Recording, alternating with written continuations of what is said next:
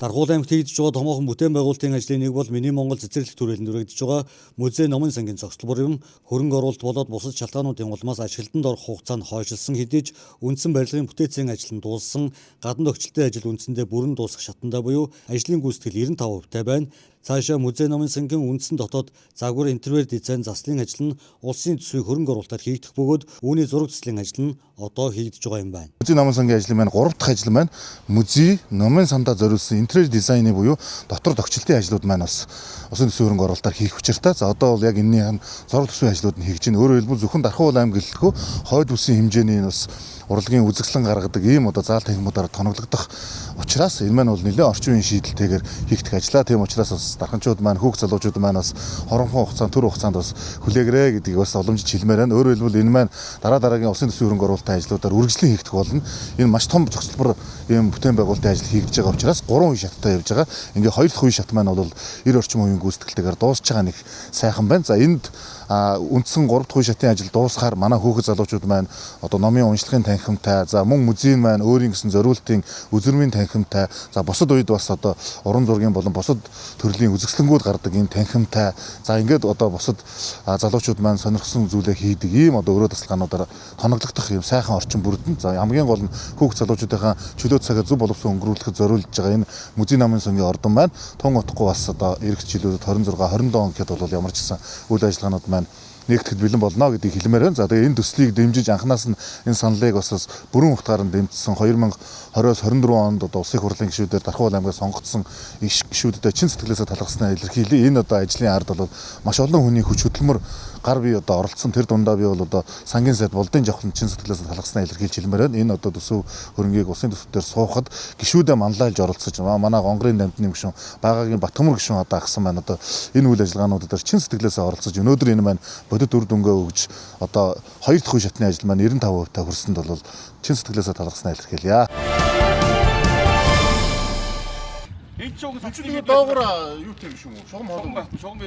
Даргуул аймгийн 15 дугаар сургууль байгуулагдсны 40 жилийн он арга хэмжээ өнгөрсөн 7 хоногт болсон. Энэ жил 40 жилийн төхөж байгаатай холбоотойгоор сургуулийн удирдлагаас аймгийн удирдлагуудтай уулзалтын сургуулийн үйл ажиллагаатай танилцуулан зарим тулгамдж байгаа асуудлаа танилцууллаа. Даргуул аймгийнхаа хэмжээнд хамран сургах тойргийн айл өрх хүүхэд ихтэй сурагчдын тоо өндөрт ордог сургуулиудын нэг юм. Энэ удаад аймгийн удирдлагууд хүүхдийн биеийн тэмрийн талбай тогтчлолтод хөрөнгө оруулалт хийж сагсан бөмбөг волейболын талбай бий болгох ажлыг боловсрол 2032 хөтөлбөр тусган эх онд хийж хэрэгжүүлэхээр болжээ.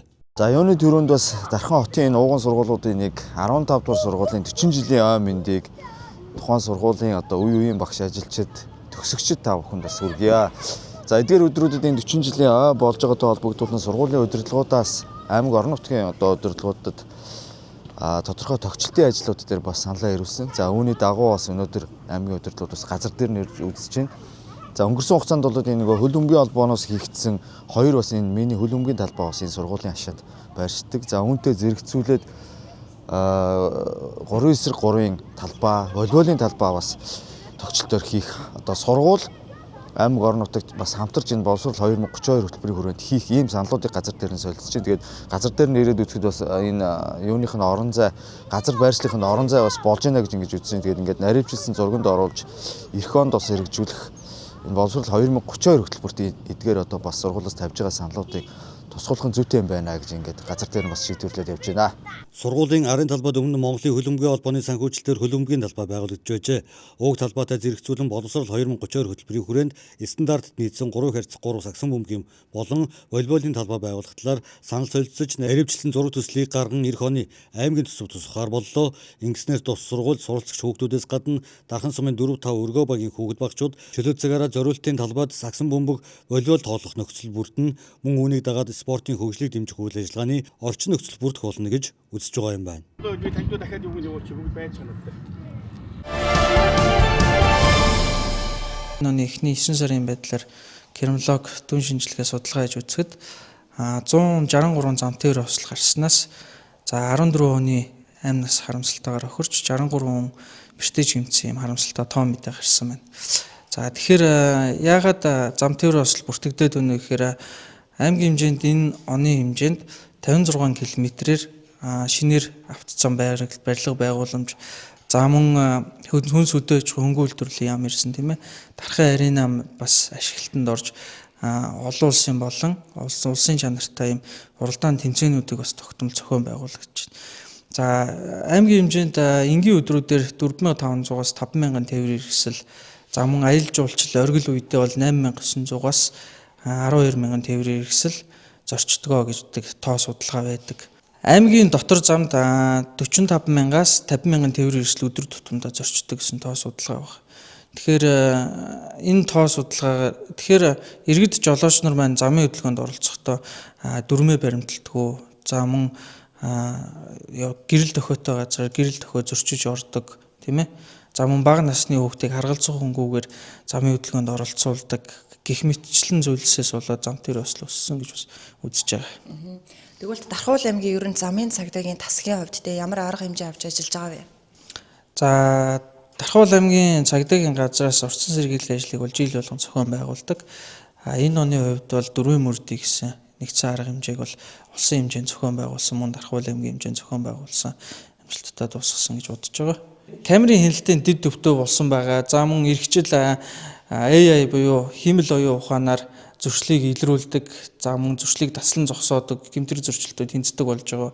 Аймгийн хэмжээнд 56 км шинийн авцам тавьсан. Энэхүү авцамууд дээр тэмдэглэгээнүүдийн шинжлэх ажлыг бас өрнүүлээд ажиллаж байна. За мөн 9 дугаар сарын 22-ны өдөр аймгийн засаг даргын захирамж гарсан байгаа. Зорчигсгийн 1-р игнэн тээврийн хэрэгслийг байршуулах, за мөн төр ба удаан зогсохыг хориглосон газар чиглэлийн тээврийн хэрэгслийн зогсоол дээр зогсох юм бол замын хөдөлгөөн хянилж шалгах журмынхаа дагуу ачиж журмалдаг болж байгаа. За дараах ажлуудыг бас хийн ажиллаж байна замын цагдаагийн тасгаас. Манай хариуцсан нутаг дэвсгэр нийт 357 км хатуу училттай авцсан байдаг. За энэ хатуу училттай авцамыг замын цагдаагийн тасгийн 28 албагч орон тоотоогоор хянилж шалгалтыг тогтмол зохион байгуулан ажиллаж байгаа. Тэгээ иргэд бас жолоочтой хандаж бас ямар зөвлөмж уриалгыг бас дэвшүүлмээр байна. За цаашид иргэд жолооч нар маань замын хөдөлгөөнд оролцохдоо дүрмээ баримталдаг. За мөн гэрлэн төхөөгөө газраар зөв гэрлэн төхөөгөөр ордог. За мөн бага насны хүүхдийг харгалзах хүнтэйгээр тийм ээ замын хөдөлгөөнд оролцуулдаг байхыг цагдаагийн байгууллагаас уриалж байна. Дархуул аймгийн засаг даргын санаачлаар энэхүү дархан e-спортын e-cup 2025 гэсэн тэмцээнийг анх удаага бид бүхэн зохион байгуулж байна. Жил бүр энэ тэмцээнийг уламжлалт болгон зохион байгуулах болно. Монголчууд захим спортод захир баглан Монголц баг дэлхийд гарч ирснээр улс даяараа энэ спортод анхаарал хандуулж эхэлсэн. Дэлхийд эхнээрээ дэвшилтэд технологид суурилсан хөгжлийг сонгож байна. Өнөөдөр дэлхийд өрнөж байгаа дайн тулаанууд хүртэл дэвшилтэд технологиор тулалдаж байгааг дэлхийн мэдээ бидэнд дуулгаж байгаа. Энэ цаг үед энэ спортоор өсвөр залуус хичээлэх нь огт буруу зүйл биш бөгөөд цаг зав ажил сургуулаа зохицуулах нь хамгийн чухал гэж үзэж байна. Орон нутгаас Дархуул аймаг хамгийн түрүүн e-спортын аймгийн авраг шалруулах тэмцээнийг Дархуул аймгийн засаг даргын ивэлтор зохион байгуулж байна. Тэмцээнд 81 багийн 400 гаруй тамирчид 4 хэсэгт тус бүрдээ өрсөлдөж байгаа бөгөөд өнөөдөр нээлтийн арга хэмжээ боллоо. За тэмцээнд бол нийтдээ 81 багийн 400 гаруй хүүхэд залуучууд e-спортын хоёр төрлөөр өрсөлдөж байна. Нэг нь бол CS буюу Counter Strike 2. За нөгөөх нь бол Mobile Legend гэсэн ийм хоёр төрлөөр хүүхэд залуучууд маань өрсөлдөж байна. За мөн энэхүү тэмцээн маань бас хүүхэд залуучуудын үнэхээр хүсэн хүлээсэн ийм тэмцээн болж байна. Зохион байгуулагчдын зүгээс бол хувийн аж ахуйн нэгж байгууллагуудтайгаа за мөн төрийн байгууллагууд за дархан e-спорт холбоотойгоо хамтраад энэхүү тэмцээнийг амжилттай зохион байгуулж эхлэв байна. Дархан хотод маань яг олон улсын стандартаар болж байгаа аймгийн аваргын тэмцээн маань зохион байгуулагдаж байгаад баяртай байгаа. Өчигдөр бид нар техникийн зөвлөгөөнөө хийсэн. Театрын дугуй заалан тэгээ техникийн зөвлөгөөнөөр хүүхд залуучуудынхаа саналыг сонсоод яг аль нь дээр болон болохгүй байгаагаа сайн ярилцаад тэгээ энэ тэмцээн маань явж байгаараа давуу онцлог талтай хүүхдүүдийнхаа бас санаа сэтгэлийг эндээ тусгаж өгөөд бас яг олон улсынхаа дүрм стандартыг тэд нартай тайлбарлаж өгөөд ийм болохоор энэ тэмцээн маань ямар ч маргаангүй сайхан зохион байгуулагдаж байна. Өнөө цагийн технологийн дэвшил гар утас компьютер хүмүүсийн өдөр тутмын хэрэглээ болсон энэ цаг үед захим тоглоом тоглодоггүй өсвөр залуус бараг байхгүй болоод байгаа. Манай дархны залуус энэ спортод баггүй амжилт гаргаж байгаа бөгөөд дэлхийд гарсан тамирчдын төлөөлөл аймгийн авраг шалруулах тэмцээнд ирж оролцож байна. За намайг Чинс Эрдэмөх гэдэг. Тоглолтын нэр маань Bipex. Тэгээд дахныхаа ML-ийн тэмцээнд оролцохоор ирсэн байна. Өмнө нь бол яг иймэрхүү тэмцээн бол зохиогддог байсан. Тэгээ энэ жилийн тэмцээн бол аяга өргөн дэлгэр том зохиогдож байгаа. Тэгээ би ч яг нөгөө нэг амралтаа авсан. Тэгээд яг дахин байж таарлаа. Тэгээ яг байжсэн чинь тэмцээн болж байгаа гэх. Тэгээ ер нь тэмцээнд оролцохоор ирсэн байна. Ер нь бол хамгийн анх бүр 21 онд тоглож мэрэгжлийн баг гэж явж эхэлжсэн. Тэгээд Бостив аймагт байж байгаад Бостивоос гараад анх Лилган гэдэг багт ороод тэгээд тэр үед яг Монгол дэлхийн аварга ирэх өгдөг тоглолт болоод тэгээд Монголдо төрүүлээд ерөнхий дэлхийн аваргад хамгийн анх оролцож ирсэн. Оролцож байгаа хүмүүстэй хандж тэгээд өөрийгөө нэг сориод үзэхээс илүүдэхгүй. Тэгээд юу ч гэсэн тэгээд бас хичээлээс давхар битээ аяараа хичээлдээ давхар тэгээд тоглоомоо ч гэсэн ер нь цаг цав гаргаад тэгээд завтай үед ер нь цагаа ер нь сайн тохиолж тоглоорой гэж байна. Намайг Батүлзэн Итгэл гэдэг. Би Таандар багт тоглож байгаа. Өмнө нь ер нь дандаа энэ зүгээр л тоглодог байсан. Одоо амар олон багтаа өрсөлдөж ингэж тоглох нь гоё байна. Тэгдэг. Хичээлийнхаа зам аваар л тоглодог. Тэгээд оюутан байхаас эхлээд ерөнхийдөө одоо CS:GO гэдэг тоглоомын энэ төрлөөр ингээд зүгээр сонирхлоор гэртээ ингээд тоглодог байсан. Одоо ингээд тэмцээн эхлэн бүр ингээд дуртай ингээд анх удаага орж үзэж байна. Тэгээд өөрөө дуртай дэмждэг багийнхаа ингээд төрлөөр ингээд ийм тэмцээнд орж байгаад бол үнэхээр таатай байна. Тэгээд цаашдаа ингээд ийм тэмцээн болно гэдэгт бол аюул дуртай байна. Би болохоор яг Mobile Legends төргийнх нь хяналтын албанд ажиллаж байгаа. Тэгээд Дархуул аймагт маань яг ийм тэмцээг албаас нэрхтэйгээр томоор зохион байгуулад санаачлаа зохион байгуулж чадсан маш баяртай байгаа. Ер нь Mobile Legends тэмцээн маань гар утасны төрлөөр гар утсан дээрээс тоглодог. Яг энэ төрлөөр оролцож байгаа тамирчид маань залуус хөгжлийн төв дээр нэг зааландаа цуглаад тоглож байгаа. CS:GO төрлөөр тоглож байгаа тамирчид маань болохоор Дархан хотынхоо яг хүчин чадал сайтай стандарт хангасан 3 PC-н дээр интернет тоглоомын газар дээр хуваагдаад тоглож байгаа. Дархуул аймгийн засаг даргын ивэлдор зохион байгуулагдж байгаа энэ удаагийн тэмцээн 2 үешттэйгээр явагдана. Анган шатны хаалттай тэмцээнд 81 багийн 400 гаруй тамирчид өнөөдөр өрсөлдөж байгаа бөгөөд эднээс ML төрөлд 4, CS төрөлд 4 баг шалгарна. Шилдгээр шалгарсан 8 багийн тоглолт эх 7 хоногт Дархан United Arena спорт цогцлборт болж аймгийн аварга шилдэг баг тодорх юм байна.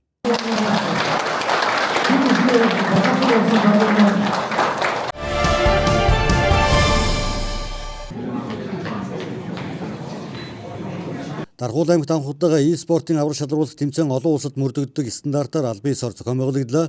Тус тэмцээнийг Дархуул аймгийн засаг даргын тамгын газар PC Game ажлуудыг байгууллагуудтай хамтран 2 үе шаттайгаар явуулж байна. Өнгөрсөн амралтын өдрүүдэд 81 багийн 400 гаруй тамирчид оролцсон тэмцээний эхний шат өндөрлсөн. 2 төрлөөр явагдсан тэмцээнээс тус бүр 4 баг шилдгээр шалгарсан бөгөөд шилдэгүүд Ирэх Бямб гарагт буюу 10 дугаар сарын 18-ны өдөр United Arena цогцлборт 10 цагт тоглолтоо эхлүүлнэ. Анх удаа зохион байгуулагдж байгаа энэхүү e-спортын авраг шалруулах тэмцээн маань энэ жил 2 төрлөөр тэмцээнийхээ аврагыг тодруулахаар эхэлсэн байна. За тэгээд Counter Strike Go 2, за ML гэсэн 2 тоглоомын төрлөөр 2025 онд зохион байгуулагдж байна. Маань тэмцээний формат маань олон улсын стандарт жишгийн дагуу double elimination төрлөөр явагдсан байгаа. За тэгээд нийт CS:GO төрлөөр бол нийтдээ 62 баг, 64 баг. За ML дээр маань 24 баг тус. За нийт тамирчдын тоо маань 450 гаруй тамирчид өрсөлдлөө. Нэг ч хожигдолгүй 2 баг нь хоорондоо тоглоод хожигдсон нэг баг нь доороос lower packet-ээс орж ирсэн 2 баг маань хоорондоо тоглоод e-спортын яг жишгийн дагуу форматанд тэгж явж байгаа. Доороос гарч иж байгаа 2 багтайгаа тоглоод хоцсон 2 нь аваргын төлөө, хожигдснууд нь 3-4 дугаар байр гэсэн байруудыг зэрэг эзэлдэг тийм форматтай. MLCS төрлүүдээр явагдаж байгаа тэмцээний шавтаргын шатанд төрөл бүрээс тус бүр 4 баг шалгарсан. Тэмцээнд оролцож байгаа баг тамирчдыг дэмжих болон энэ спортод дуу сонирхолтой өсвөр залуус арена зогсолборт очиж тэмцээний үн төлбөрийг үзэн хөгжөөнд дэмжих боломжтой. Үүнээс гадна тайлбартайгаар шууд дамжуулалт сошиал хаягаар явагдах юм байна. Тэмцээний нийт шагналын сан 20 сая төгрөг бөгөөд эхний 4 байр бүгд шагнал авахар тэмцээнийг зохион байгуулжээ. Энэ тэмцээнд жил бүр уламжлал болгон Дархуул аймагт зохион байгуулагдах бөгөөд энэ удаад шалгараагүй багууд дараа жил боломж байгаа гэдгийг зохион байгуулагчид онцоллоо. Лобби шода.